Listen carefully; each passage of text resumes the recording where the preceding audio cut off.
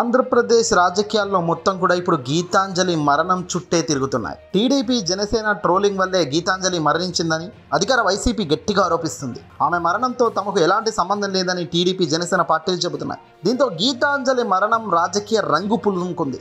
దీనిపై YCP social media in-charge media Sajjala Bhargava Reddy గారు media సమావేశం కూడా నిర్వహించారు నిన్న రాత్రి.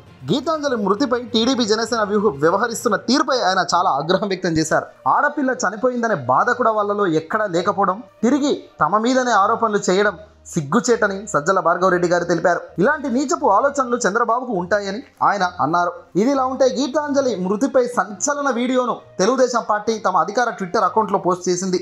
వీడియోలోని వ్యక్తులు మాట్లాడుకుంటూ ఏమైంది, ఎవరో అమ్మాయిని రైలు కింద నెట్టేశారు, అవునా బ్రతికే ఉందా అని ఇలా మాట్లాడుతూ సంభాషణ దాని మీద ఒకరు రాసుకొచ్చారు. కట్ చేస్తే ఇదంతా ఫేక్ వీడియోనని, ఒరిజినల్ వీడియోకి వాయిస్ సింక్ చేశారు అంటూ ఇప్పుడు వైఎస్ఆర్సీపీ పార్టీ అసలు సిసైన వీడియోను వెలుగులోకి తెచ్చింది. దీంతో టీడీపీ ఆడుతున్న బాగోతం మొత్తం కూడా బట్టబయలైందనే చెప్పాలి. వాస్తవానికి అక్కడ జరిగిన ఇన్సిడెంట్ సూసైడ్ కేసు, కానీ అలా జరిగింది ఎందుకు అనేది క్లియర్ కట్గా గీతాంజలి భర్త కుటుంబ సభ్యులు చెబుతున్నారు.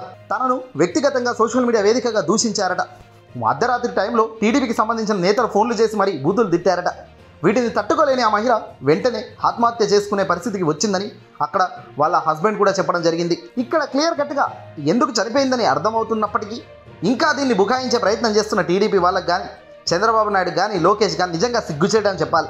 జరిగితే జరిగింది, ఇలాంటి జరిగింది మా వాళ్ళు ఎవడైనా చేశారు వాళ్ళపై చర్యలు తీసుకుంటామని చెప్పాలి. లేదంటే అసలు మేము చేయలేదు, మా పనే కాదు, మా టీడీపీ వాళ్ళే కాదని చెప్పాలి. ఇవన్నీ ఏవి చెప్పకుండా దారుణంగా నీచంగా ఇంకా ఆమెపై రివర్స్లో పోస్టులు పెడుతున్నారు అంటేనే అర్థమవుతుంది మీరు ఏ రకంగా ఆమెను దూషించారో, ఏ రకంగా ఆమెను తిట్టి మానసికంగా ఇబ్బంది పెట్టారు. తాజాగా టీడీపీపై ఫోకస్ పెట్టిన పోలీసులు రంగంలోకి దిగారు.